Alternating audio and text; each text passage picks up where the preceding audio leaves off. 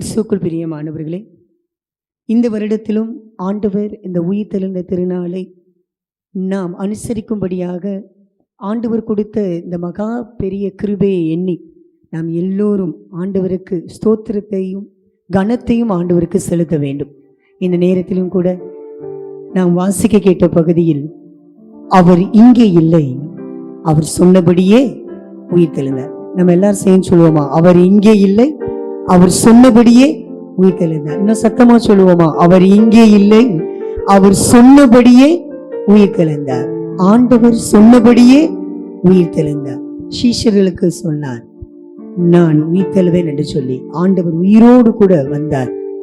இன்றைக்கும் அவருடைய பிரசனம் நம்மை நிறைத்து கொண்டு இருக்கிறது. ஒரு ஆமென் சொல்லுவோமா? ஆமென்.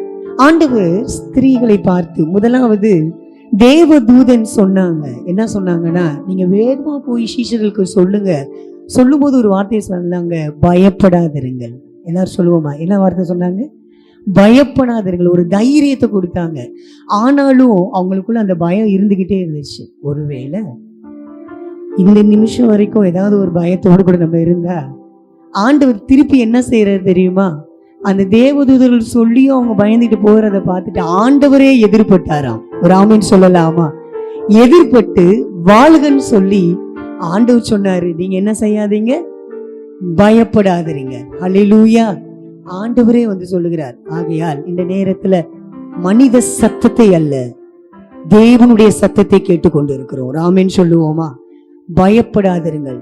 அப்ப ஆண்டவர் உயிர் தெழுந்திருக்கிறார். எதற்கு தெரியுமா? எனக்கு ஒரு தைரியத்தை கொடுத்திருக்கிறார், எனக்கு ஒரு வல்லமையை கொடுத்திருக்கிறார், எனக்கு பலனை கொடுத்திருக்கிறார், தேவ பாதுகாப்பை கொடுத்திருக்கிறார்.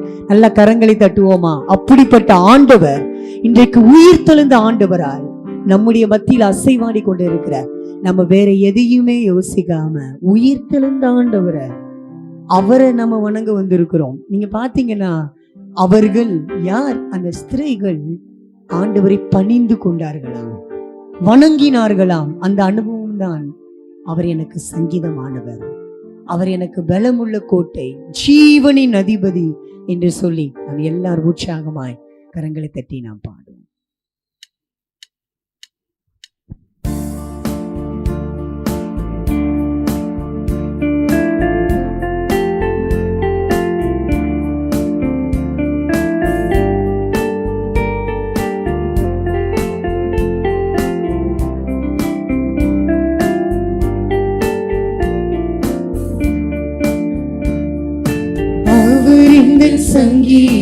சங்கீதமானவர், பலமுள்ள கோட்டையுமா, ஜீவனின் அதிபதியான அவர், ஜீவிய காலமெல்லாம் வாழ்த்திடுவோம்.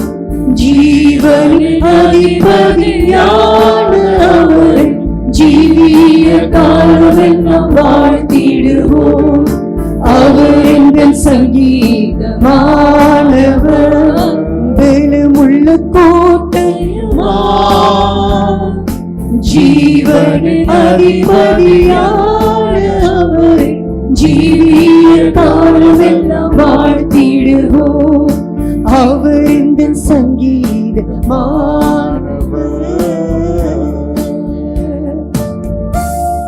ஆண்டவர் 2-3 என்னுடைய நாமத்தினால எங்கே கூடி ஜெபிக்கிறீர்களோ அந்த இடத்துல நான் வாசம் செய்வேன் என்று சொல்லி ஆண்டவர் சொல்லுகிறார். இந்த நேரத்துல ஆண்டவரே, உங்களுடைய பிரசன்னம் எங்களோடு கூட இருக்கிறது என்று சொல்லி நான் சொல்றேன்.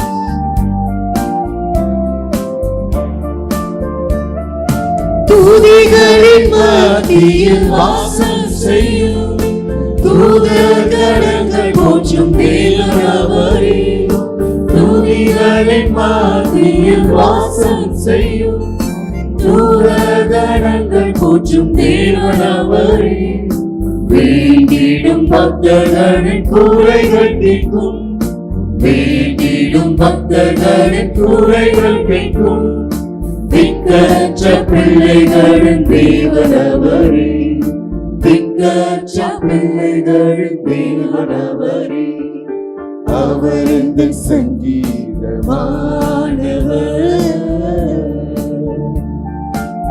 நாம் இருதய ஒருமனப்பாடு ஆண்டவரே உம்மை நோக்கி பார்க்கிறோம்.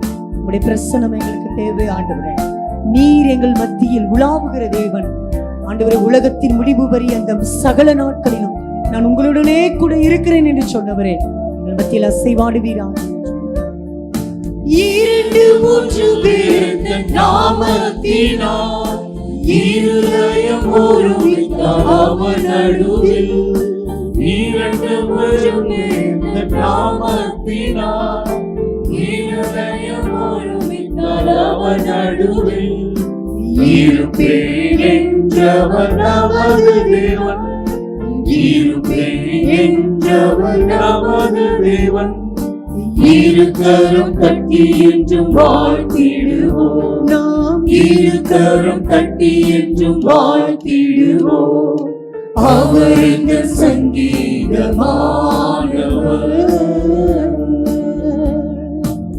ஆண்டவர் சொல்லுகிறார், வானத்திலும் பூமியிலும் சகல அதிகாரமும் எனக்கு கொடுக்கப்பட்டு இருக்கிறது. அதிகாரம் உள்ள ஆண்டவரை, ஆளுகை செய்கிற ஆண்டவரை, அவருடைய பிரசன்னத்தை உணர்ந்து ஆண்டவரே உம்மை துதிக்கிறோம், உம்மை ஸ்தோத்திரிக்கிறோம் என்று வானவர் கிறிஸ்து நாமமது வாழ்நாள் முழுவதும் வாழ்த்திடுவோம். வானவர் கிறிஸ்து நாமமது வாழ்நாள் முழுவதும் வாழ்த்திடுவோம். வருகையில் அவரோடு இணைந்து என்றும், வருகையில் அவரோடு இணைந்து என்றும் வணங்குவோம், வாழ்த்துவோம், போற்றிடுவோம். வணங்குவோம், வாழ்த்துவோம், போற்றிடுவோம். அவர் எங்கள் சங்கீதமானவர். வேணுமுள்ள கோட்டையுமாம், ஜீவனின் அதிபதியான அவரை ஜீவிய காலமெல்லாம் வாழ்த்திடுவோம். ஜீவனின் அதிபதியான அவரை ஜீவிய காலமெல்லாம் வாழ்த்திடுவோம். அவர் எங்கள் சங்கீதமானவர். அப்படி நம்ம எல்லாரும் எழுந்து நின்று ஜீவனின் அதிபதியான ஆண்டவர் உள்ளத்தின் ஆழத்திலிருந்து எல்லாரும் ஸ்தோத்திரிக்க போகிறோம். இந்த நேரத்துல வானத்திலும் பூமியிலும் சகல அதிகாரமும் எனக்கு கொடுக்கப்பட்டு இருக்கிறதுன்னு சொன்ன ஆண்டவரை எல்லாரும் நோக்கி பார்த்து எல்லாரும் வாய்களை விரிவாய் திறந்து ஸ்தோத்திரம் பண்ணுவோமா? ஆண்டவருடைய ஆவி எங்கே உண்டோ அங்கே விடுதலை உண்டு. குமாரன் உங்களை விடுதலை ஆக்கினால் நீங்கள் மெய்யாகவே விடுதலை ஆவீர்கள். ஆண்டவரே, இந்த காலை நேரத்துல உங்களுடைய உயிர்த்தெழுதல ஆண்டவரை விசுவாசிக்கிற எங்களுடைய வாழ்க்கையில ஒரு கிறிஸ்தவ நம்பிக்கை எங்களுக்கு கொடுத்திருக்கிறீர். ஆம், இந்த நேரத்தில் அந்த நம்பிக்கையை உணர்ந்து பார்த்து எல்லாரும் வாய்களை விரிவாய் திறந்து நம்ம ஆண்டவரை கூப்பிடும் பொழுதுதான் ஆண்டவர் சமீபமாய் இருக்கிறார். உண்மையாய் கூப்பிடுகிற யாவருக்கும் கர்த்தர் சமீபமாய் இருக்கிறார். இன்னைக்கு நம்ம எல்லாரும் கூப்பிடுவோம், ஆண்டவரே நீர் என்னுடைய உள்ளத்திற்குள்ளே வருவீராக. ஆண்டவர் சொல்றாரு, நான் உயிர் தெழுந்தேன், சதா காலமும் உயிரோடு இருக்கிறேன்னு சொன்ன ஆண்டவர் நம்ம கூப்பிடும் போதுதான் நமக்குள்ள வந்து ஆளுகை செய்வார். இதோ வாசற்படியில் நின்று நான் தட்டுகிறேன், ஒருவன் என் சத்தத்தை கேட்டு கதவை திறந்தாள், நான் அவனோடு கூட போஜனம் பண்ணுவேன்னு சொல்லி ஆண்டவர் சொல்றாரு. அவனும் என்னோடு கூட போஜனம் பண்ணுவான். ஆண்டவருடைய வார்த்தை நமக்குள்ளே கடந்து வரும். ஆமா, அன்றைக்கு இஸ்ராயேல் மக்கள் மேல தேவ ஆளுகை இருந்தது போல அவருடைய உயிர்த்தெழுதலின் வல்லமை நம்ம குடும்பத்தின் மேல் உண்டு, நம்முடைய சபையின் மீது உண்டு, நம்ம மேல உண்டு. ஆகையால் நம்ம எல்லாரும் ஆண்டவரை உம்மை துதிக்கிறோம். தேவ பாதுகாப்பு எங்களுக்குள்ள செயல்படுகிறதற்காய் நன்றி என்று சொல்லுவோம். தேவ வல்லமை எங்களுக்குள்ள செயல்படுகிறதற்காய் நன்றி. பாவத்தின் அகோரம் எங்களை தொட முடியாது, சாபத்தின் காரியங்கள் எங்களை தொட முடியாது. ஏனென்று சொன்னால் என் ஆண்டவர் உயிரோடு கூட இருக்கிறீர். ஆண்டவரே, இந்த நேரத்துல எங்களுக்கு எதிராக இருக்கிற எல்லா காரியங்களிலிருந்து விடுதலை தருகிற தேவன் நீர். ஆண்டவரே, கட்டுகள் நிர்மூலமாவதாக, வியாதிகள் மறைவதாக. இன்றைக்கு உண்மையை நாங்கள் நோக்கி பார்க்கிறோம், உங்களுடைய பிரசனத்திற்காய் காத்திருக்கிறோம். ஆண்டவரே, ஆமாண்டவரை வெளிப்படுத்தின விசேஷத்துல நாங்கள் வாசிக்கிறோம், இதோ மனுஷர்களிடத்திலே தேவனுடைய வாசஸ்தலம் இருக்கிறது. தேவன் இருக்கிற இடத்துல கண்ணீர் இல்லை, தேவன் இருக்கிற இடத்துல வருத்தம் இல்லை, தேவன் இருக்கிற இடத்துல பசி இல்லை, அங்க அலறுதல் கிடையாது. அப்ப தேவ பிரசனம் எப்ப நமக்குள்ள இருக்கிறதோ அப்ப நம்ம பயப்பட தேவையில்லை, கண்ணீர் உடைக்க தேவையில்லை. இன்றைக்கு நம்ம எல்லாரும் ஆண்டவரே நீர் எங்கள் மத்தியில இருக்கிறீங்க, ஆண்டவரே எங்களுடைய தேவைகளை எல்லாம் சந்திக்கிற தேவன். ஆமாண்டவரே, என் தேவன் தம்முடைய ஐஸ்வர்யத்தின்படி உங்கள் குறைவுகளை எல்லாம் கிறிஸ்து இயேசுக்குள் மகிமையிலே நிறைவாக்குகிற தேவன். என்னை பலப்படுத்துகிற கிறிஸ்துவினாலே எல்லாவற்றையும் செய்ய எனக்கு பலன் உண்டு. நம்ம எல்லாரும் சொல்லலாமா? எனக்கு பலன் உண்டு, என்னை பலப்படுத்துகிற கிறிஸ்துவினாலே. ஒருவேளை இந்த பாவம் என்னை மேற்கொள்ள முடியாது, இந்த சாபம் என்னை மேற்கொள்ள முடியாது. இந்த நேரத்துல எதுவும் நம்மை சேதப்படுத்த முடியாது, பிசாசின் கிரியைகள் நம்மை சேதப்படுத்த முடியாது. நாம் கேட்க வேண்டியது ஒரே ஒரு காரியம் தான், ஆண்டவரே நீர் எங்களோடு கூட இருந்து எனக்குள்ளே நீர் கடந்து வருவீராக, நீர் எங்களை நிரப்புவீராக அப்படின்னு சொல்லி 2 கரங்களை உயர்த்தி ஆண்டவரை நோக்கி பார்த்து சொல்லுவோமா? உமக்கு சிங்காசனத்தை அமைக்கிறோம், நீர் எங்களோடு கூட ஆண்டவரே அசைவாடுவீராக, உலாவுவீராக. ஆமாண்டவரே, கேருபீன்களும் சேராபீன்கள் மத்தியில் உலாவுகிற தேவன். ஆமாண்டவரே, தூதர்கள் சேனைகளின் கர்த்தர், பரிசுத்தர் பரிசுத்தர் பரிசுத்தர் என்று சொல்லி ஓயாமலும் துதித்து கொண்டு இருக்கிறார்கள். சிஎஸ்ஐ நல்ல சமாரியத்தின் ஆலயத்தினுடைய மக்களாய் நாங்கள் இணைந்து ஆண்டவரே உயிரோடு இருக்கிற ஆண்டவரை நாங்கள் பரிசுத்தர் என்று சொல்லுகிறோம் என்று சொல்லி கரங்களை உயர்த்தி சொல்லுவோமா? இது மனிதர்கள் மத்தியில் வாசம் செய்பவரே, எங்கள் நடுவில் வசித்திட விரும்பிடும் தெய்வமே. எல்லாரும் சொல்லுவோமா? இது மனிதர்கள் மத்தியில் வாசம் செய்பவரே, எங்கள் நடுவிலே வசித்திட விரும்பிடும் தெய்வமே. உமக்கு சிங்காசனம் அமைத்திட உம்மை துதிக்கிறோம் இயேசுவே. பரிசுத்த அலங்காரத்துடனே உம்மை தொழுகிறோம் இயேசுவே. எங்கள் மத்தியில்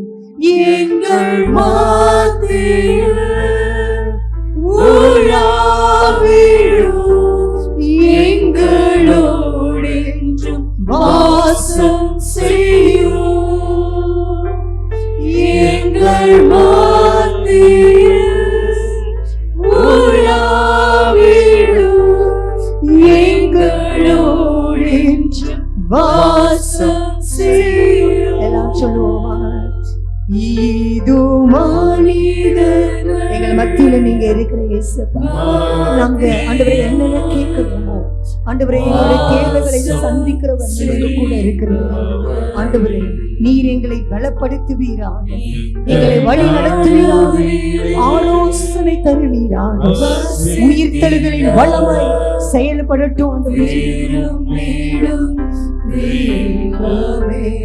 உமக்கு உமக்கு சிங்காசனம் அமைத்திட உம்மை துதிக்கிறோம் இயேசுவே. பரிசுத்த அலங்காரத்துடனே உம்மை தொழுகிறோம் இயேசுவே. எங்கள் மத்தியில் உலாவும் ஆண்டவரே, எங்கள் மத்தியில் உலாவிடும் எங்களோடு என்றும் வாசம் செய்யும்.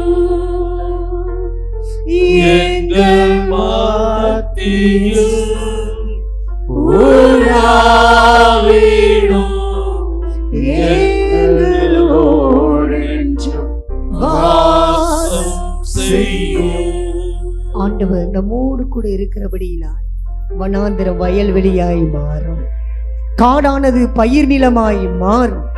இன்றைக்கும் நம்முடைய தேவைகள் சந்திக்கப்படும். ஆண்டவருடைய உயிர்த்தெழுதலின் வல்லமை இன்னுமா என்னோடு கூட இந்த வருடம் முழுவதும் நான் ஜீவிக்கிற காலமெல்லாம் என்னோடு கூட செயல்படும் என்று சொல்லி கரங்களை தட்டி கர்த்தருக்கு நன்றி செலுத்துவோமா? அவருடைய உயிர்த்தெழுதலின் வல்லமை இன்றும் என்றும் என்றும் மாறாத வல்லமை. அந்த வல்லமை எங்களுக்குள்ள கடந்து வருவதாக நீர் எங்களை நிரப்புவீராக. மீட்பர் இயேசு கிறிஸ்துவின் மூலமாய் ஜெபிக்கிறோம் ஜீவனுள்ள அன்பின் ஆண்டவரே. ஆமென், ஆமென். அமர்ந்து கொள்ளும். மகா இரக்கமும் கிருபை நிறைந்த அன்பு தகப்பனே, உயிர்த்தெழுந்த ஆண்டவர் எங்களுக்கு கற்றுக் கொடுக்கிற உண்மைகளை திருமுறை மூலமாய் நாங்கள் அறிந்து கொள்ள எங்களுக்கு கிருபை தாரும்.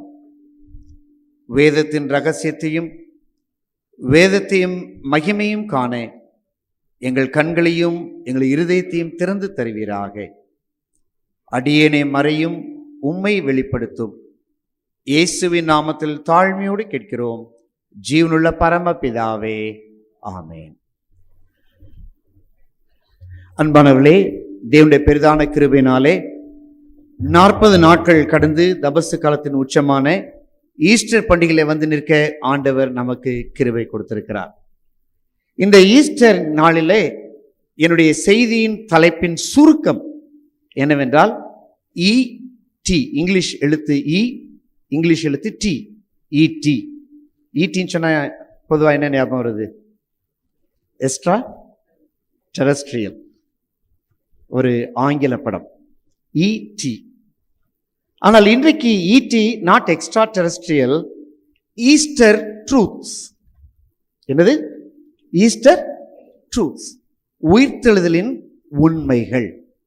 உயிர்த்தெழுதலின் உண்மைகள். சரி, ஆண்டவர் உயிரோடு எழுந்த நிகழ்ச்சிகளை மத்தேயு, மார்க்கு, லூக்கா, யோவான் ஆகிய 4 நற்செய்தி நூலும் சொல்லுகிறது. யோவான் நற்செய்தி நூலை நாம் புரட்டி பார்த்தீர்கள் என்றால் உயிர்த்தெழுந்த ஆண்டவருடைய சம்பவம் சொல்லப்பட்டிருக்கும். ஆனால் அங்கே இயேசு உயிரோடு எழுந்தார் என்று தூதனோ யாரோ வந்து சொன்னதாக பதிவு செய்யப்பட்டிருக்காது. நல்லா கவனிச்சுக்கோங்க. யோவான் சுவிசேஷத்தை நீங்க எடுத்து வாசித்து பார்த்தீங்கன்னா எந்த தூதனும் வந்து கல்லறைக்கு தேடி வந்தவர்களை பார்த்து இயேசு உயிரோடு எழுந்தார் என்று சொன்னதாக பதிவு இருக்காது. மத்தேயு, மார்க்கு, லூக்கா ஆகிய 3 நற்செய்தி நூலை நாம் பார்த்தோம் என்றால் சீஷர்கள் மகதலேனா மரியாள் இவர்கள் கல்லறைக்கு வரும் பொழுது அங்கே இருக்கிற தூதர்கள் என்ன சொல்லுகிறார்கள் என்று சொல்லி நாம் பார்த்தோம் என்றால், நீங்கள் தேடுகிற ஆண்டவர் இங்கே இல்லை, அவர் சொன்னபடியே. நல்லா சொல்லுங்க சத்தமா. இதுல ஏதாவது சந்தேகம் இருக்குதா? சொன்னபடியே. நம்முடைய ஆண்டவர் யாரு? நம்முடைய ஆண்டவர் யாரு?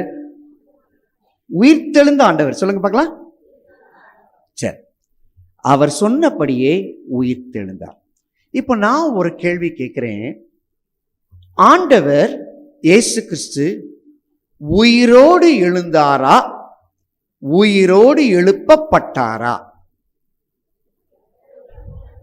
உயிரோடு. சூப்பர். ஆண்டவர் உயிரோடு எழுந்தார். That is true. ஆனால் திருமறை கூறும் உண்மை என்ன? இயேசு உயிரோடு எழுந்தார் என்று அல்ல, இயேசு உயிரோடு எழுப்பப்பட்டார். என்னது? இயேசு உயிரோடு எழுப்பப்பட்டார். கேட்கறதுக்கு கொஞ்சம் வித்தியாசமா இருக்குல்ல? என்னடா ஐயா ஒரு மாதிரி முரணா சொல்றாருங்கிற மாதிரி இருக்குல்ல? மத்தேயு, மார்க்கு, லூக்கா மாத்திரம்தான் இயேசு உயிரோடு எழுந்தார் என்கிற வார்த்தை சொல்லப்பட்டிருக்கிறது. ஆனால் அப்போஸ்தலர் நடவடிக்கைகளிலிருந்து நீங்கள் பார்த்தீர்கள் என்றால் சீஷர்கள் எப்படி சொல்லுகிறார் என்று சொல்லி the resurrection ஈவெண்ட்டை ஃபர்ஸ்டா சொல்றது யாருன்னா பேதுரு சொல்லுகிறார். அப்போஸ்தலர் நடவடிக்கைகளின் புஸ்தகம் 2ஆம் அதிகாரத்தை நீங்க எடுத்துக்கோங்க. 24ஆம் வசனத்தை வாசிங்க.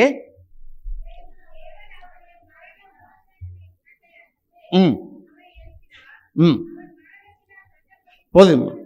தேவன் அவருடைய மரண உபாதிகளின் கட்டை அவிழ்த்து அவரை எழுப்பினார். யார் எழுப்பினது? இயேசுவை யார் எழுப்பினது? அடுத்த வாசிங்க, 32ஆம் வசனத்தை வாசிங்க.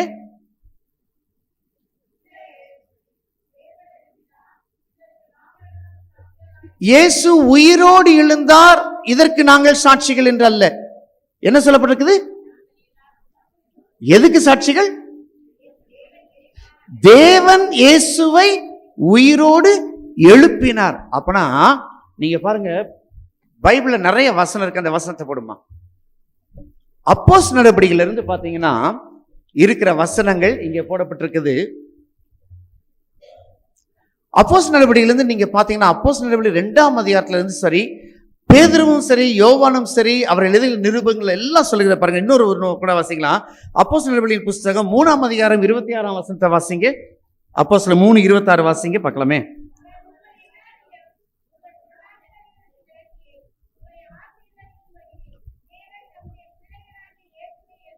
யார் எழுப்பினாரா? தேவன் தம்முடைய பிள்ளையாகிய இயேசுவை எழுப்பி. இப்ப நான் கேட்கிறேன், இயேசு உயிரோடு எழுந்தாரா, எழுப்பப்பட்டாரா? இயேசு உயிரோடு எழுப்பப்பட்டார். கொஞ்சம் யோசிச்சு பாருங்க, எது மேன்மை? ஒரு மனுஷன் செத்தவன் அவனோ உயிரோடு எழுந்திருக்கிறது மேன்மையா, உயிரோடு எழுப்பப்படுறது மேன்மையா? நீங்க பதில் சொல்லுங்களேன்.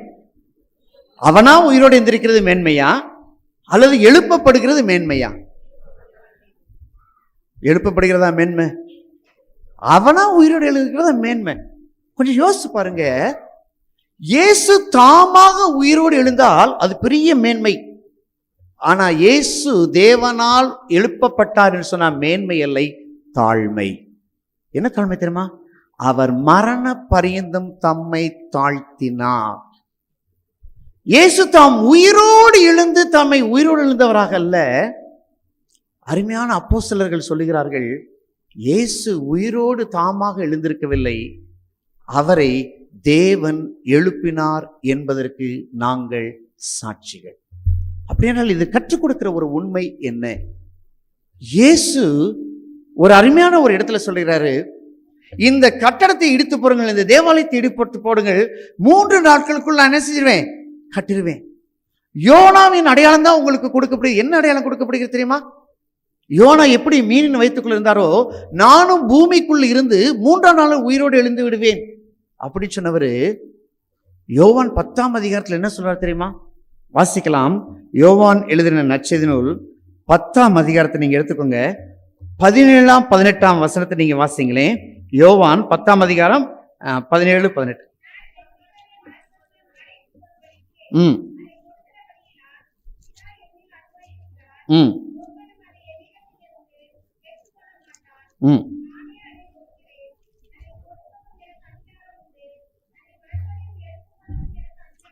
ஆண்டவர் சொல்லிருக்கிற பாருங்க, அந்த என் ஜீவனை கொடுக்கவும் எனக்கு அதிகாரம் உண்டு, எடுக்கவும் எனக்கு. இப்ப எடுத்து அதிகாரம்னா, இப்ப இயேசு அந்த அதிகாரத்தை எடுத்து தாமே உயிர் தெழுந்திருக்கலாம்ல. அவரு கொடுக்கவும் எனக்கு அதிகாரம் இருக்கிறது, எடுக்கவும் எனக்கு அதிகாரம். அப்புறம்தான் பாருங்க, இந்த பாருங்க, இந்த கொடுக்கவும் எனக்கு அதிகாரம் உண்டு, எடுக்கவும் எனக்கு அதிகாரம் உண்டுங்கிற பகுதி எப்படி தெரியுமா? இயேசு சொன்ன 7வது திருமொழி என்னது?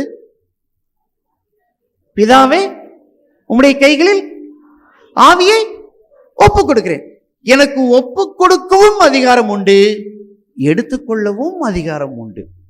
ஆனா நான் ஒப்பு கொடுத்துட்டேன், ஆனா எடுத்துக்கொள்ள மாட்டேன். என் தேவன் என்னை எழுப்ப வேண்டும். அதனால தான் சொல்லப்பட்டிருக்குது, அப்போஸ்தலர் நடபடியிலிருந்து ஆரம்பிச்சு வெளிப்படுத்தின விசேஷம் வரைக்கும் இயேசு உயிர்த்தெழுந்த நிகழ்ச்சி ஒவ்வொரு சீஷர்களும் சொல்லும்போது இயேசு உயிர்த்தெழுந்தார் என்று சொல்ல மாட்டாருங்க. இயேசுவை தேவன் உயிர்த்தெழ செய்தார், தேவன் அவரை எழுப்பினார் என்பதற்கு நாங்கள் சாட்சிகள். அப்படி என்றால் தேவன் இயேசுவை உயிரோடு எழுப்ப வேண்டும் என்றால் 3 காரியம் அதற்கு உண்டு. அதை கற்றுக் கொடுக்க உங்களுக்கு ஆசைப்படுகிறேன்.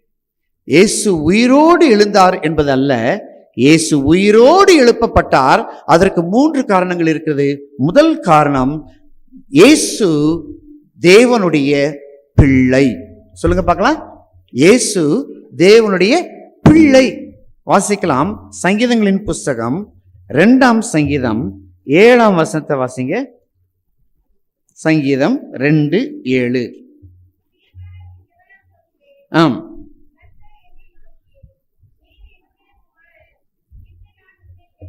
நீர் என்னுடைய குமாரன், நான் இன்று நான் உம்மை ஜெனிப்பித்தேன். இப்ப என்ன சொல்லப்பட்டிருக்குது? நீர் என்னுடைய குமாரன், நான் உம்மை ஜெனிப்பித்தேன். ஜெனிப்பித்தேன்னா என்ன அர்த்தம்? பிறக்க செய்து. பொதுவாக ஜெனித்தார் ஜெனித்தார்னு பாட்டு எப்போ பாடுவோம்? கிறிஸ்துமஸ் பாடுவோமா, ஈஸ்டர் பாடுவோமா? கிறிஸ்துமஸ்க்கு. ஜெனித்தார் என்றால் பிறக்க செய்தல். இப்ப பாருங்க, நீர் என்னுடைய குமாரன், நான் உம்மை ஜெனிப்பிக்க செய்தேன். அப்படின்னா இந்த ஜெனிப்பிக்கிறதுங்கிற வார்த்தை பிறப்பை குறித்து சொல்லுகிற வார்த்தை அல்ல, உயிர்த்தெழுதலை பற்றி சொல்லுகிற ஒரு வார்த்தை. கேட்கறதுக்கு கொஞ்சம் புதுசா இருக்கும். நல்லா கவனிச்சு பாருங்க. வாசிக்கலாம். அப்போஸ்தலர் நடபடியின் புஸ்தகம் 13ஆம் அதிகாரம் 32ஆம் வசனத்தை எடுத்துக்கோங்க. அப்போஸ்தலர் 13ஆம் அதிகாரம் 32ஆம் வசனம். கொஞ்சம் நிறுத்தி வாசிங்கம்மா. நீர் என்னுடைய குமாரன், இன்று நான் உம்மை ஜெனிப்பித்தேன். என்ன அழகா சொல்ல போற என்று 2ஆம் சங்கீதத்தில் எழுந்திருக்கிற படியே இயேசுவை, போதுமா, இயேசுவை எழுப்பினதுனாலே, இயேசு பெத்லகேமிலே பிறந்ததுனாலே சொல்ல, இயேசுவை. அப்பனா 2ஆம் சங்கீதத்தில் ஜெனிப்பித்தேன்னு சொல்ற வார்த்தை என்ன தெரியுமா? பிறப்பை பற்றி சொல்லுகிற வார்த்தை அல்ல, அவருடைய உயிர்த்தெழுதலை பற்றி சொல்லுகிற ஒரு வார்த்தை. அப்போஸ்தலர் சொல்றார் பாருங்க, இயேசுவை எழுப்பினதுனாலே தேவன் தம்முடைய பிதாக்களுக்கு அருளி செய்த வாக்குத்தத்தத்தை அவருடைய பிள்ளையாக நமக்கு நிறைவேற்றினார். அப்படினால் இயேசு கிறிஸ்து தன் ஜீவனை கொடுப்பதற்கும் அவருக்கு அதிகாரம் உண்டு, எடுப்பதற்கும் அதிகாரம் உண்டு. ஆனா இயேசு ஏன் எடுக்கல தெரியுமா? ஒரு சத்தியம் விளங்க வேண்டும். தாவீது அன்றைக்கே எழுதிவிட்டார், இன்று நான் என் பிள்ளையை ஜெனிப்பித்தேன் என்கிற வார்த்தை நிறைவேற. யார் ஜெனிப்பிக்க முடியும்? ஒரு பிள்ளையா ஜெனிப்பிக்க முடியாது. யார் ஜெனிப்பிக்க முடியும்? தாய் தான் பிள்ளையை என்ன செய்ய முடியும்? ஜெனிப்பிக்க வைக்க முடியும். எனவே தான் இயேசு தாமாய் உயிர்த்தெழவில்லை, பிதாவால் உயிர்த்தெழ செய்யப்பட்டார். ஒரு அல்லேலூயா சொல்லாமா? புரிஞ்சுக்கிட்டீங்களா? இது ரொம்ப கஷ்டமான காரியம், ஆனா பைபிள் சொல்லுகிற காரியம். இயேசு அவராய் உயிர்த்தெழவில்லை, தன்னுடைய பிதாவினால் உயிர்த்தெழ செய்யப்பட்டார். காரணம், அவர் தேவனுடைய பிள்ளை. இன்னொரு வசனத்தை வாசிக்கலாமே. அப்போஸ்தலர் நடபடியின் புஸ்தகம் 3ஆம் அதிகாரம் 26ஆம் வசனத்தை வாசிங்களேன். அப்போஸ்தலர் நடபடியின் புஸ்தகம்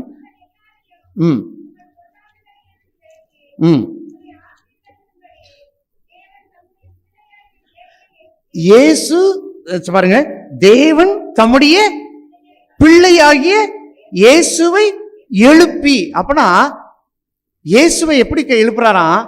தன்னுடைய பிள்ளை என்பதற்கு அடையாளமாக இயேசுவை ஆண்டவர் உயிர்ப்பிக்க செய்கிறார். இதைத்தான் இயேசுவை பற்றி என்ன சொல்லப்பட்டு தெரியுமா? அப்போஸ்தலர் நடபடியின் யோவான் எழுதின நற்செய்தி நூல் 10ஆம் அதிகாரத்தை நீங்க எடுத்துக்கோங்க. யோவான் எழுதின நற்செய்தி நூல் 10ஆம் அதிகாரம்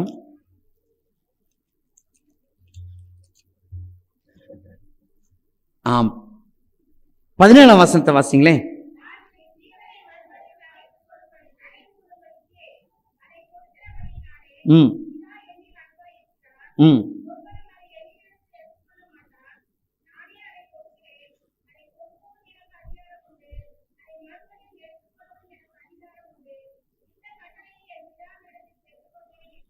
பாருங்க, நான் என் ஜீவனை மறுபடியும் அடைந்து கொள்ளும்படிக்கு அதை கொடுக்கிறபடினாலே. இங்க பாருங்க, நானும் என் ஜீவனை எடுத்து கொள்ளும்படிக்கு அதை நான் கொடுக்கிறதுனால சொல்லல, நானும் என் ஜீவனை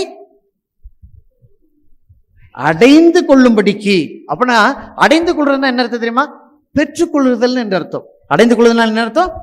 பெற்றுக்கொள்ளுதல். இப்ப சொல்றாரு, கொடுக்கவும் எனக்கு அதிகாரம் உண்டு, எடுக்கவும் எனக்கு அதிகாரம் உண்டு. அப்படின்னா நான் எடுத்தேன்னா எனக்கு அதிகாரம், ஐ எக்ஸசைஸ் மை பவர்னு அர்த்தம்.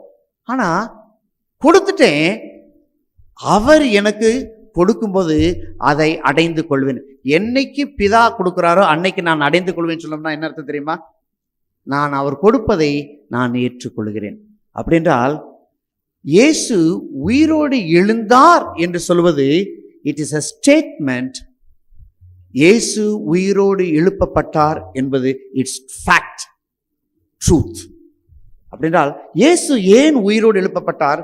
முதல் காரணம், அவர் தேவனுடைய பிள்ளை என்பதை நிரூபிப்பதற்காக தேவனால் உயிர்ப்பிக்கப்பட்டார். ஒரு அலையில சொல்லுவோமா?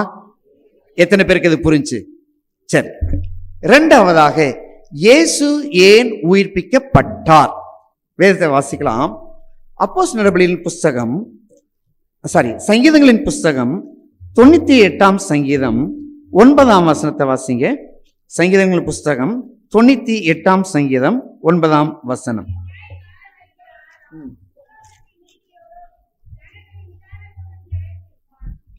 அவர் பூமியை நியாயம் தீர்க்க வருகிறார், பூலோகத்தை நீதியோடும் ஜனங்களை நிதானத்தோடும் நியாயம் தீர்ப்பார். பூமியை நியாயம் தீர்க்கிறவர் யார்? பூமியை நியாயம் தீர்க்கிறவர் யார்? சத்தம் சொல்லுங்க, சத்தமா சொல்லுங்க நல்லா. ஏசப்பா பூமியை நியாயம் தீர்க்க வருகிறார். ஆண்டவர் எதற்காக இரண்டாவது தடவை வருகிறாரு? பூமியை நியாயம் தீர்ப்பதற்காக வருகிறார். அப்பனா பாருங்க, சங்கீதக்காரனாகிய தாவீது சொல்கிறார், குமாரனாகிய இயேசு கிறிஸ்து ஒரு நாள் பூமியை நியாயம் தீர்க்க இரண்டாவது முறை வருவார் என்று தீர்க்க தரிசனம் எழுதி வைக்கிறார். இந்த தீர்க்க தரிசனம் எப்படி நிறைவேறுது பாருங்க. அப்போஸ்தலர் நடபடிகளின் புஸ்தகம் 17ஆம் அதிகாரம் 31ஆம் வசனத்தை நீங்க வாசித்து பார்த்தீங்கன்னா,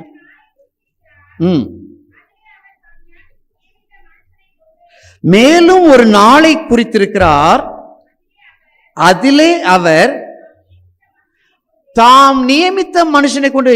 கர்த்தர் நியமித்த மனுஷன் யாரு? கர்த்தர் நியமித்த மனுஷன் யாரு? வாய் திறந்து சொல்லுங்களேன். புரிஞ்சுக்கிட்டு இருக்கீங்களா? ரொம்ப ஹார்ட் சப்ஜெக்ட். கர்த்தர் எந்த மனுஷனை நியமித்தார்? இயேசு கிறிஸ்து என்கிற மனுஷனை, தேவகுமாரனை அவர் நியமிக்கிறாரு. நியமித்த மனுஷனை கொண்டு பூலோகத்தை நீதியாய் நியாயம் தீர்ப்பார். அந்த மனுஷனை மரித்தோரிலிருந்து எழுப்பினதினாலே அதன் நிச்சயத்தை எல்லாருக்கும் விளங்க. அந்த மனுஷனை யார் எழுப்பினாரு? அவரா எழுப்பினாரு? பிதா எழுப்பதினாலே அவர்தான் நியாயம் தீர்க்க போகிறார் என்பதை இந்த பூமிக்கு வெளிப்படுத்துகிறார் என்று சொல்லப்பட்டிருக்கிறது. அப்பனா இயேசு உயிரோடு எழுந்திருக்கவில்லை, உயிரோடு எழுப்பப்பட்டார் என்று சொல்வதற்கு இரண்டாவது காரணம் என்ன தெரியுமா? அவர் சங்கீதங்களிலே 98ஆம் சங்கீதத்தில் சொன்னபடி பூமியை நியாயம் தீர்க்க தேவனால் அனுப்பப்பட்ட குமாரன் என்பதை ஆண்டவர் கற்றுக் கொடுக்கிறார். ஒன்று பிதா குமாரன் என்பதற்காக உயிரோடு எழுப்பப்பட்டார். இரண்டாவதாக அவர் பூமியை நியாயம் தீர்க்க போகிறார் என்பதற்காக ஆண்டவர் உயிரோடு எழுப்பப்பட்டார். மூன்றாவதாக, சரி, இவரை நாம் விசுவாசிக்கணும்னா நம்மளுக்கு என்ன கிடைக்கும்? வேதத்தில் வாசிங்க. ரோமருக்கு எழுதப்பட்ட நிருபம் 10ஆம் அதிகாரம் 9ஆம் வசனத்தை வாசிக்கலாம்.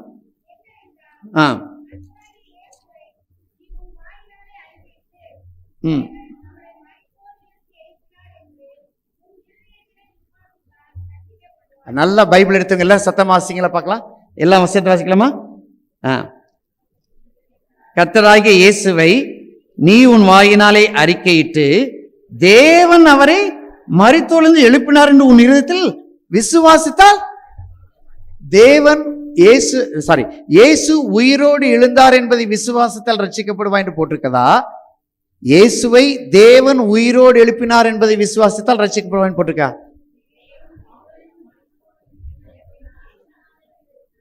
அப்பனா எதை விசுவாசிக்கணும்? இயேசு உயிர்த்தெழுந்தார் என்பதை அல்ல, இயேசு உயிரோடு எழுப்பப்பட்டார் என்பதை யாரெல்லாம் விசுவாசிக்கிறாங்களோ அவங்களாம் ரட்சிக்கப்படுவார். ஒரு அலையில சொல்லமா? ஹல்லேலூயா. சரி, அப்பனா இப்ப நீங்க புரிஞ்சுக்கோங்க, இயேசு உயிரோடு எழுந்தாரா, உயிரோடு எழுப்பப்பட்டாரான்னு ஒரு கேள்வி கேட்டா நீங்க என்ன பதில் சொல்லணும்? உயிரோடு. புரிஞ்சிட்டீங்களா? ஈடி ஈஸ்டர் ட்ரூத். இயேசு உயிரோடு எழுந்தார் என்றல்ல, இயேசு உயிரோடு எழுப்பப்பட்டார். சரி, த செகண்ட் ட்ரூத், ரொம்ப முக்கியமான ட்ரூத். உங்ககிட்ட தான் நான் கேள்வி கேட்க போறேன். சரி, எல்லாரும் பேஷன் ஆஃப் கிரைஸ்ட் பார்த்துருப்போம், ஜீசஸ் படம் பார்த்துருப்போம், த லைஃப் ஆஃப் ஜீசஸ் பார்த்துருப்போம். இப்போ நீங்க தான் ஈவன் லவ்டிவின் கூட நம்ம போய் பார்த்தோம், ஒரு 3 நாளைக்கு முன்னாடி போய் பார்த்தோம் நம்ம. சரி, லவ்டிவன்ல த ரெசரக்ஷன் சீன் எப்படி வருது? உயிர்த்தெழுந்த சீனை இது வரைக்கும் சினிமாவில் போர்ட்ரேட் பண்ணும்போதும் சரி, லவ்டிவன்ல போர்ட்ரேட் பண்ணும்போது எப்படி வருது சொல்லுங்க. இயேசு உயிரோடு எழுந்த சீனை எப்படி நடிச்சு காட்டுறாங்க?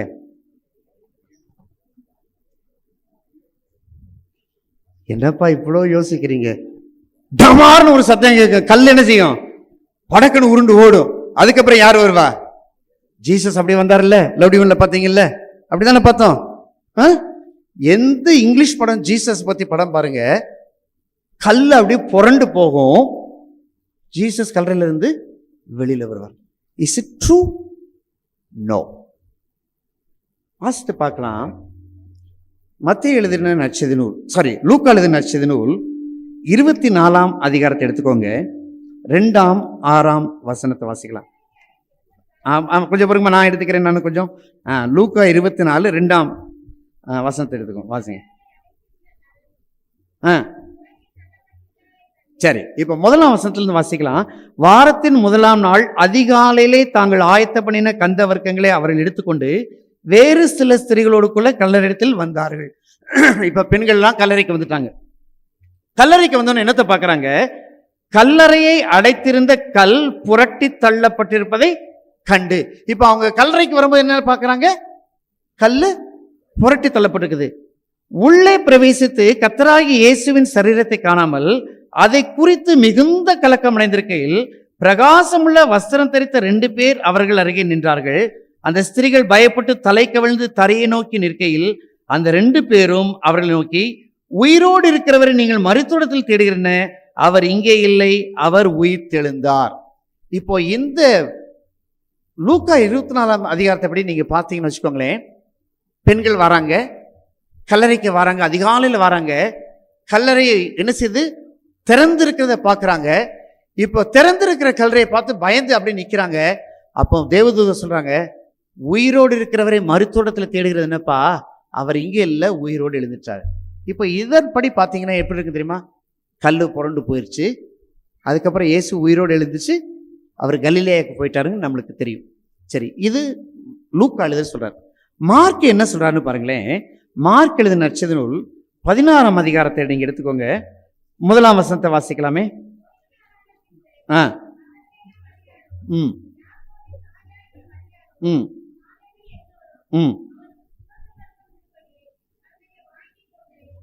அதிகாலை வேளையில மீண்டுமா இந்த பெண்கள் வராங்கன்னு எழுதுறாரு. வரும்போது என்ன சொல்லிட்டு வராங்க பாருங்களேன், கல்லறையின் வாசல் இருக்கிற கல்லை நமக்காக எவன் புரட்டு தள்ளுவான் என்று ஒருவர் சொல்லிட்டு அவங்களுக்குள்ள ஒரு சந்தேகத்தோட வராங்க, பேசிட்டு வராங்க. பெரிய கல்லை மூடி வச்சாங்களேப்பா, 5 ஆம்பளை சேர்ந்து மூடி வச்சாங்களே, நம்ம போய் எப்படி திறக்க முடியும்? இந்த கல்லை யார் நமக்காக புரட்டி தள்ளுவார் அப்படின்னு சொல்லிட்டு வராங்க. ஏன் தெரியுமா?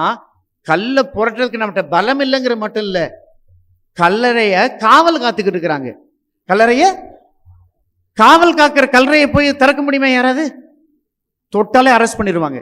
இந்த கல்லை நமக்காக யார் புரட்டி போடுவான்னு சொல்லிட்டு காவல் காக்கிறவங்கள்ட்டையும் உதவி கேட்க முடியாது, மக்கள்கிட்டையும் உதவி கேட்க முடியாது. நம்ம என்ன செய்ய போறோம்னு சொல்லிட்டு வராங்க. இப்ப என்ன நடக்குது பாருங்க. அந்த கல் மிகவும் பெரிதா இருந்ததால் அவர்கள் ஏறிட்டு பார்க்கிற போது அது தள்ளப்பட்டிருக்கதை. இப்போ மார்க் என்ன சொல்றாரு பாருங்க, இவங்க வாராங்க, கல்லை யார் புரட்டி தள்ளுவதுன்னு சொல்லி நினைக்கும் போது கல்லை யாரோ புரட்டி தள்ளி இருக்கிறாங்க, எம்டி டூம்ப பார்க்குறாங்க. இப்போ மார்க்கு நற்செய்தி நூல் எழுதினதுபடி பார்த்தாலும் கல் புரண்டக்கு அப்புறம் இயேசு உயிரோடு எழுந்து வந்தார்னு நம்ம அறிந்து கொள்ளலாம். ஆனால் மத்தேயு ஒரு அழகான ஹிண்ட் கொடுக்குறாரு பாருங்க.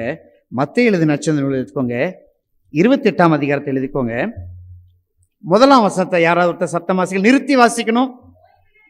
ஓய்வு நாள் முடிந்து வாரத்தின் 1ஆம் நாள் விடிந்து வருகையில், இப்ப பாத்தீங்களா, இப்ப விடிஞ்சு வருது, 5 மணிக்கு அப்படியே விடிஞ்சு வருகிற நேரம், விடிந்து வருகையில் மகதலேனா மரியாளும் மற்ற மரியாளும் கல்லறையை பார்க்க வந்தார்கள். கல்லறையை இப்ப பார்க்க வராங்க. மார்க் என்ன எழுதுறாரு, லூக் என்ன எழுதுறாரு, கல்லறை பார்க்க வரும்போது கல்லு என்ன செஞ்சிருக்குது, புரட்டி போயிருக்குது. இப்ப மத்தேயு என்ன ஸ்டேட்மெண்ட் சொல்றாரு பாருங்க. அப்பொழுது பூமி மிகவும் அதிரும்படி கர்த்தருடைய தூதன் வானத்திலிருந்து வந்து வாசலில் இருந்த கல்லை புரட்டி தள்ளி அதன் மேல் உட்கார்ந்தான். இப்ப கல்லை யார் புரட்டி தள்ளுறது? சத்தமா சொல்லுங்க. எப்ப புரட்டி தள்ளுறாரு? அந்த பெண்கள் எல்லாம் நின்னுக்கிட்டு இருக்கையில் என்ன செய்யறாரு? ஆனா மார்க்கும் என்ன சொல்றாரு, லூக்கா என்ன சொல்றாரு, யார் புரட்டி தள்ளுவான்னு சொல்லி கேள்வியோடு வராங்க. கல்லில் புரட்டி போட்டிருக்கு. ஆனா மத்தேயு எப்படி ரெக்கார்ட் பண்றாரு, இந்த பெண்கள் வந்து நிக்கிறாங்க, வானத்திலிருந்து தூதன் வருகிறார், கல்லை புரட்டி போடுறாரு. இப்ப கல்லை புரட்டி போட்டோன்னு பாருங்களேன். 3ஆம் வசனத்தை வாசிங்க. அவனுடைய ரூபம் மின்னலை போலவும் அவனுடைய வஸ்திரம் உறைந்த மலையை போல வெண்மையாகவும் இருந்தது. காவலாளர் அவனுக்கு பயந்ததினாலே திடுக்கிட்டு, இப்ப காவல் காத்தவங்க என்ன செய்யறாங்க, டபக்குனு கீழே விழுந்து மூச்சடைய போன மாதிரி நிக்கிறாங்க. இப்ப என்ன இருக்குது? 5ஆம் வசனத்தை வாசிங்க.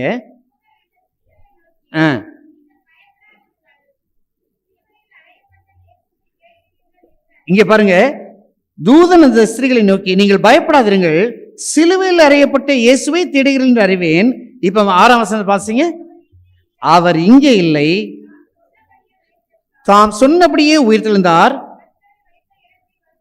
கர்த்தரை வைத்த இடத்தை வந்து பாருங்க. இப்ப என்ன சொல்றாரு, கல்லு புரட்டி போடப்படுகிறது, காவலர்கள் விழுந்து கிடக்கிறாங்க, பெண்கள் தலையை குனிஞ்சு நிக்கிறாங்க. தூதன் சொல்றாரு, அம்மா நீங்க ஆண்டவரை தேடி வந்திருக்கீங்க தெரியும், இப்ப உள்ள வந்து பாருங்க, அவர் உயிரோடு இல்லை. இப்ப சொல்லுங்க, இப்ப கல்லறையை பார்க்கும்போது ஏசு அப்பதான் வெளியில வந்தார்னு போட்டிருக்குதா? ஏசு அப்பதான் வெளியில வந்தார்னு போட்டிருக்குதா? அப்படின்னா ஏசு எப்ப வெளியில வந்தாரு? ஏசு எப்ப வெளியில வந்தாரு? கல்லு மூடி இருக்கும் போதே ஏசு என்ன செஞ்சிட்டாரு? வெளியில வந்துட்டாரு. ஹல்லேலூயா. அப்படின்னா கல்லு ஏன் புரட்டி போடணும்? உங்களுக்காக எனக்காக தான் கல்லு புரட்டி போடணும். கல்லை உள்ள வச்சுக்கிட்டு, கல்லை மூடி வச்சுட்டு ஏசு இங்க இல்லைன்னு சொன்னா நீங்களா நம்புவோமா? நம்புவோமா? கல்லை மூடி வச்சுக்கிட்டு ஏசு இங்க இல்லைன்னு சொன்னா நம்புவோமா? நம்ப மாட்டோம்ல. அப்பனா கல் யாருக்காக புரட்டி போட வேண்டும்? ஏசுக்காக புரட்டி போடணுமா, நமக்காக புரட்டி போடணுமா? நமக்காக தான் புரட்டி போடணும். இப்ப சொல்லுங்க, இந்த ஈஸ்டர் ட்ரூத் என்ன தெரியுமா? இயேசு உயிரோடு வெளியில வருவதற்கு கல் புரட்டி போட தேவையில்லை. இயேசு கல் மூடி இருக்கும் போதே உயிரோடு வெளியில வந்துட்டார். ஹல்லேலூயா. இதை நீங்க விசுவாசித்தீங்கன்னா தான், எதை விசுவாசிக்க முடியும் தெரியுமா? பூட்டிய அறை வீட்டுக்குள்ள யார் போறா? யார் போறா? இயேசு போறார். இப்ப புரிஞ்சுக்கிட்டீங்களா? இப்ப புரிஞ்சுக்கிட்டீங்களா? அப்பனா கல் அடைக்கப்பட்டிருக்கும் பொழுதே இயேசு உயிரோடு வெளியில வந்தா தான் பூட்டின வீட்டுக்குள்ளாக இயேசுவால உள்ள போக முடியும். அப்படி என்றால் வேதம் நமக்கு கற்றுக் கொடுக்கிற உண்மை என்ன தெரியுமா? இந்த ஈஸ்டர் ட்ரூத் என்ன தெரியுமா? இயேசு உயிரோடு வருவதற்கு ஒரு கல் தடை அல்ல. ஆனால் உங்களுக்கும் எனக்கும் இயேசு உயிரோடு எழுந்தார் என்பதற்கு ஒரு கல் தடை. அந்த கல்லைத்தான் தேவதூதர்கள் புரட்டி போட்டார்கள். ஹல்லேலூயா. அப்ப ரெண்டு உண்மையை கற்றுக்கொண்டோம். என்ன அந்த ரெண்டு உண்மை? ஒன்னு, இயேசு உயிரோடு எழுந்தாரா, எழுப்பப்பட்டாரா? இயேசு உயிரோடு எழுப்பப்பட்டார். ஏன் எழுப்பப்பட்டார்? அவர் தேவனுடைய பிள்ளை என்பதை சொல்வதற்காகவும், அவரே நியாயம் தீர்க்க போகிறார் என்பதற்காகவும், மூன்றாவதாக இயேசுவை விசுவாசிக்கிறவர்கள் ரட்சிக்கப்படுவார்கள் என்பதற்காக தேவன் அவரை உயிரோடு எழுப்பினார். இப்ப அடுத்த ட்ரூத் என்ன தெரியுமா? கல்லு மூடி இருக்கும் போது இயேசு வெளியில வந்துட்டாரா? கல்லு திறந்தக்கு அப்புறம் இயேசு வெளியில வந்தாரா? அப்பனா நம்ம இன்னைக்கு சினிமால பார்க்கறதும் லவ் டிவைன்ல பார்க்கறது என்னது? பொய்ன்னு சொல்லக்கூடாதுப்பா. நீங்களும் நானும் நம்புவதற்காக the Bible truth, Easter truth, extra Easter truth. அப்படின்றால் இன்றைக்கு as a good Samaritan church we will firm our faith இயேசு உயிரோடு எழுந்தார் என்று விசுவாசிக்கிறேன். நான் இயேசு உயிரோடு எழுப்பப்பட்டார் என்கிற ரகசியத்தை நான் விசுவாசிக்கிறேன். ஏனென்றால் உயிரோடு எழுந்தார் என்பது ஸ்டேட்மெண்ட், உயிரோடு எழுப்பப்பட்டார் என்பது ஃபேக்ட் என்பதை நான் விசுவாசிக்கிறேன். கல்லறை இருக்கும்போது இயேசு வெளியே வந்தார் என்பது உண்மை.